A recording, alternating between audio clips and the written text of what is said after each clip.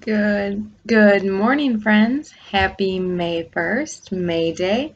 Today I have one of my favorite stories. I'm sure many of you know that I talk about my dog Barry a lot, and he brings me just a lot of happiness and joy during this time at home. So I thought I would bring one of my favorite stories from the dog that I had when I was a young girl and about many of your age. Um, so I was about 5 or 6 when I got my very first dog with my family. His name was Sherman, and he was a little white Westie.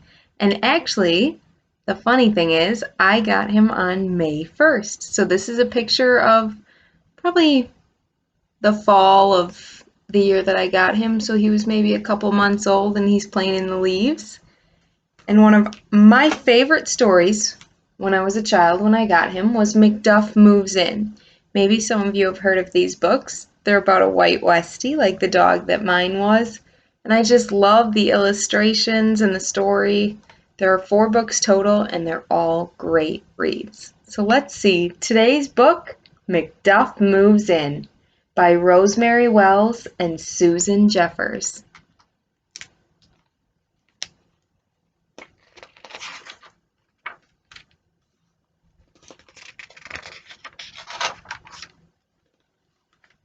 In the back of a dog catcher's truck sat a little white dog nobody wanted. Thump went the trunk over a bump in the road. The little dog popped out into the night. He tumbled onto the soft earth of a tulip bed. He did not know where he was.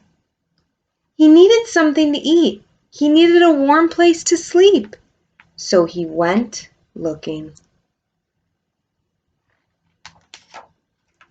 "Woof!" said the little white dog at the front door of number 6 Pine Road, but the answer from the other side was growl. "Woof!" he said on the front steps of number 12 Oak Lane, but someone said hiss from the woodpile. Think about what animal might be making that growl and the hiss sound. Strange voices hooted and whistled at him from the trees. Hoot, hoot! Many pairs of eyes winked and blinked at him from the darkness of people's gardens.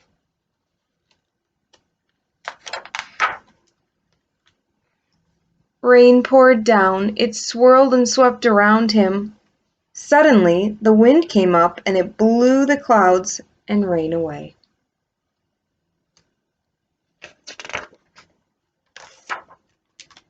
And the moon smiled full on the world.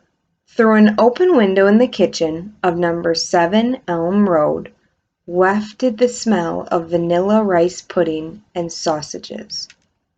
"Woof, woof, woof!" said the little white dog.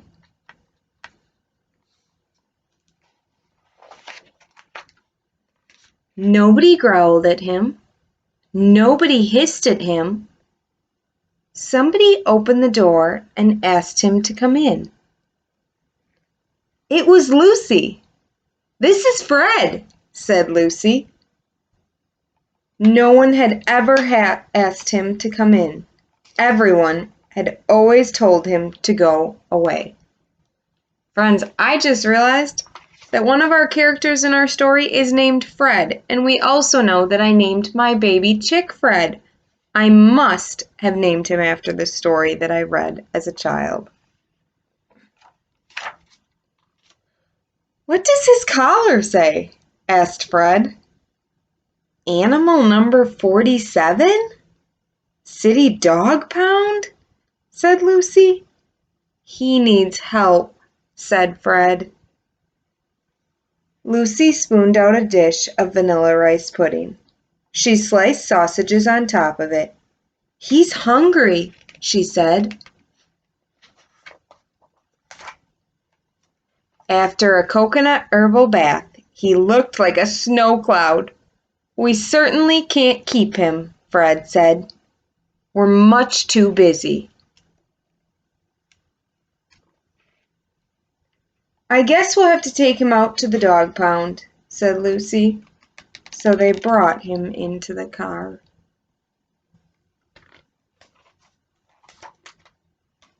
Fred drove up and down and around. "You were going in circles, Fred," said Lucy. Think about why Lucy might be thinking, "Fred, you're going around in circles."